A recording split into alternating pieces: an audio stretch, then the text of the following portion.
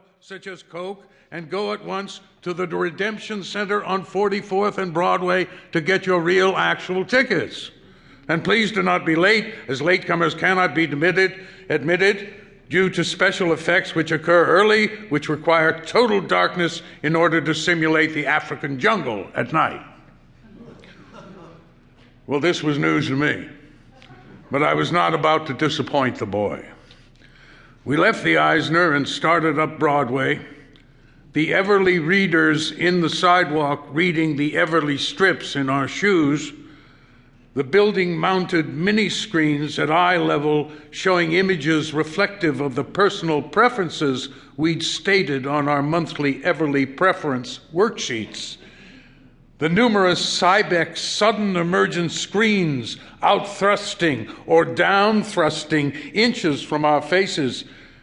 And in addition, I could very clearly hear the sound-only messages being beamed to me and me alone via various Casio oral focusers, such as one that shouted out to me between 42nd and 43rd, "Mr. Petrillo, you chose Burger King's 8 times last fiscal year, but only 2 times thus far this fiscal year.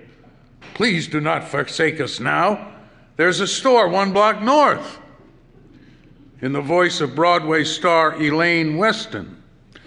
While at 43rd, a light pole-mounted focuser shouted, "Golly, Leonard, remember your childhood on the farm in Oneonta? Why not reclaim those roots with a Starbucks country roast?"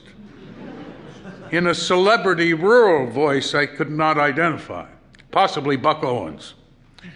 And then, best of all, in the doorway of PLC Electronics, a life-size Gene Kelly hologram suddenly appeared, tap dancing, saying, "Leonard, my data indicates you're a bit of an old-timer like myself." Gosh, in our day, life was simpler, wasn't it, Leonard?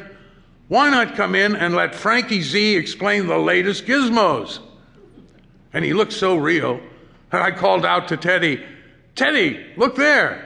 Gene Kelly, do you remember I mentioned him to you as one of the all-time greats?" But Teddy, of course, did not see Gene Kelly. Gene Kelly not being one of his preferences, but instead saw his hero, Babar, swinging a small monkey on his trunk while saying that his data indicated that Teddy did not yet own a Nintendo. So that was fun. That was very New York. But what was not so fun was, by the time we got through the line at the Redemption Center, it was 10 minutes until showtime, and my feet had swollen up the way they do shortly before they begin spontaneously bleeding, which they have done ever since a winter spent in the freezing muck of Chaobai, Korea. It's something I have learned to live with. If I can sit, that is helpful. If I can lean against something, also good. Best of all, if I can take my shoes off, which I did, leaning against the wall.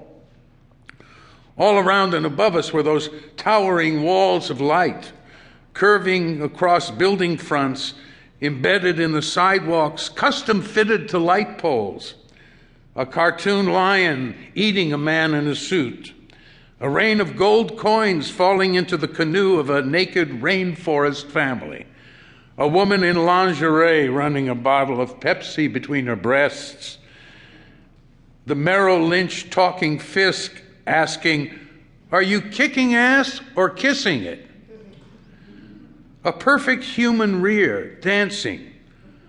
A fake flock of geese turning into a field of Bebe logos. A dying grandmother's room filled with roses by a FedEx man who then holds up a card saying, "No charge." And standing beneath all that bounty was our little Teddy, tiny and sad, whose grandfather could not even manage to get him into one crummy show. So I said to myself, "Get off the wall, old man, blood or no blood. Just keep the legs moving and soon enough you'll be there." And off we went, me hobbling, Teddy holding my arm, making decent time, and I think we would have made the curtain, except suddenly there appeared a citizen helper who asked, were we from out of town, and was that why, via removing my shoes, I had caused my Everly